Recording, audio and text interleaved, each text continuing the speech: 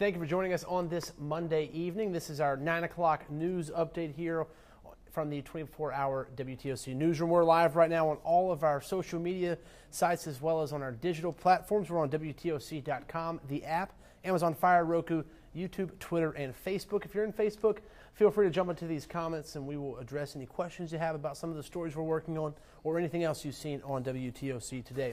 The big story we're following tonight is Hurricane Michael, particularly any of the impacts we could see here in the Coastal Empire and Low Country. Jamie Erdahl did a weather update at 8 o'clock, and those weather updates will continue all week at 8 o'clock, and we'll do the news here at 9 o'clock. That's because when those updates come out from the National Hurricane Center.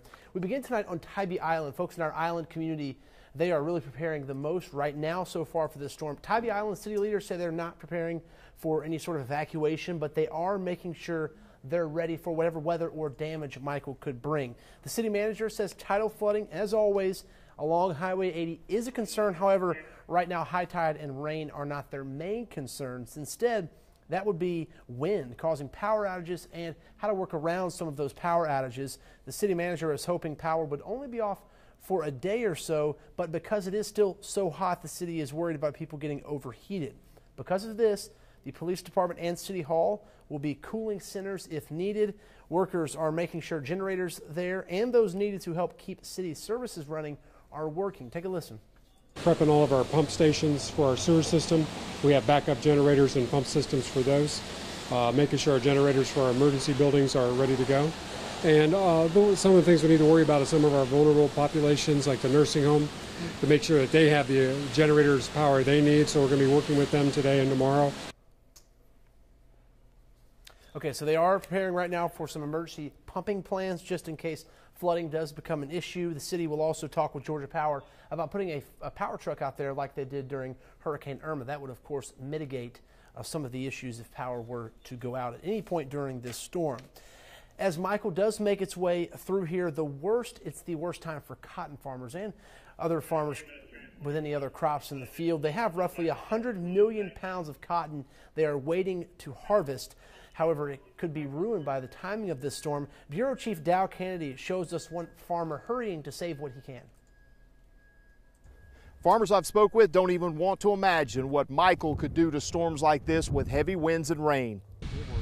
Two cotton pickers crisscrossed the field as Greg Sykes looked on. He's harvested only about 10% of his 4,000 acres as Hurricane Michael moves closer by the day. He says they'll stop to refuel, but that's about it.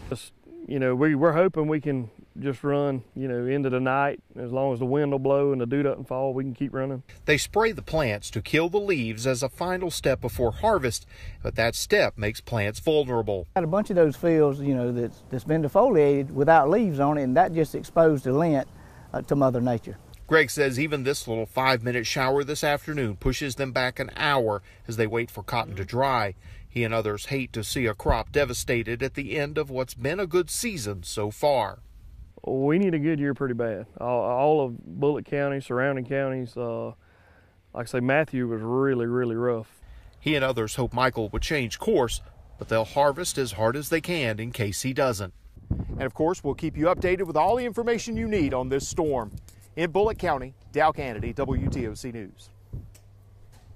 Okay, before we move on, I do want to address some of the questions I'm seeing, and I will say this right now. I would defer any specific questions about your area and when you might be impacted to our weather team. That is not my area of expertise. We're strictly talking about how people are preparing. So if you have questions, reach out to either Dave Turley at WTOC, Andrew Gordon, WTOC, Cutter Martin, WTOC, and Jamie Erdahl. They are watching this storm, and they can give you those more specific answers about when you need to be prepared in the area that you're at. Once again, you can always catch the weather updates at 8 o'clock. We're also doing weather updates at 2 o'clock as well. Is that 2 o'clock?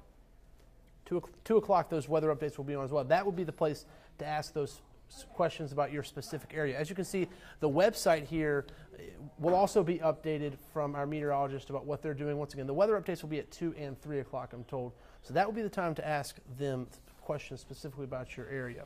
All right, to some other news of the day. The Rape Crisis Center of the Coastal Empire has a new executive director. Doris Williams accepted the full-time position. She was already filling in on an interim basis as the board looked for a permanent director through the application process. Williams, you see her here, she is a Savannah State grad. She also has 2 master's degrees in human resources management and another in management and leadership. Williams already has a huge goal she is hoping to reach. To hopefully become a free standalone facility where we have an exam room on site and hopefully provide follow-up care.